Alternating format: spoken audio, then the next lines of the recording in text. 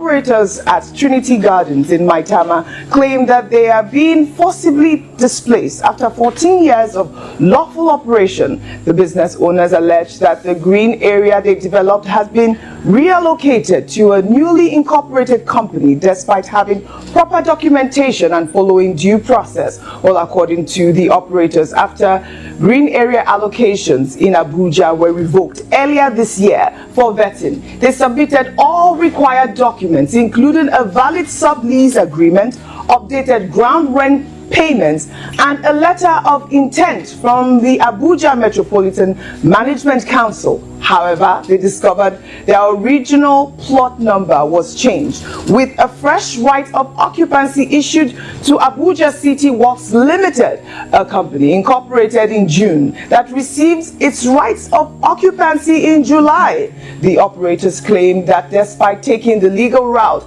and filing a court matter, they received a 24-hour quick notice this week, resulting in 68 staff members being displaced. Now let's listen to a mother of one of the business owners who's also a widow. There's no job, and I set up a job for my children, and something like this will just come up someday, demolish millions of naira here. No notice was given. Nobody told. They didn't tell us anything. No, at least if you're coming to discuss something, there should be a dialogue. There should be a round center table.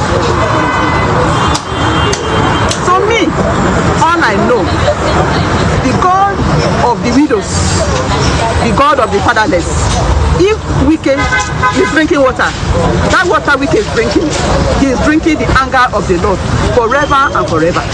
That is a really sad woman, you can tell. A widow, she's invested so much money. And you know, these operators, they raise critical questions, and I'll read some of their questions. They ask, why would a validly leased property still under agreement be reallocated? Two, they said, why would an active business employing Nigerians be demolished without court resolution? Because they said the matter is in court. These allegations suggest the land was not taken for public use but for private interest. I mean, these are the sort of questions that they're asking. They're talking about due process. I mean, Ayo, if a matter is in court at this point, why would they demolish the properties? That's the question. Good question. Yeah. And unfortunately, Mr. Nyesom Wike's tenure as FCT minister has been plagued with a lot of accusations in this manner.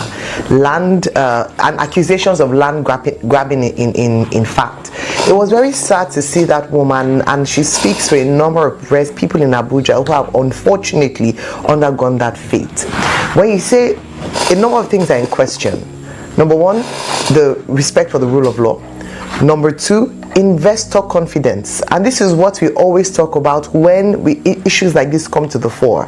We keep saying, oh, Nigerians in diaspora, come back home, come and invest, come and buy land. We ask foreign investors as well to come in and come and buy land. The president is going from trip to trip, trying to invite people to come and invest in Nigeria. But when they see trends like this, whereby investments can in one day, without notice, as those who have alleged have said, can be destroyed, it's very concerning. It's worrying, and I believe it's high time the minister is called to question as to why these things have happened. Yes, in the past, whether during his media parley or questions raised to him, he has tried to justify his actions, but the justification does not hold water, especially as the matter is still in court, number one. Number two, due process was not followed. Yes. So it's time for his principal to call him to account and ask that why are there so many accusations around potential land grabbing by him himself, and then what does this position mean for potential investors?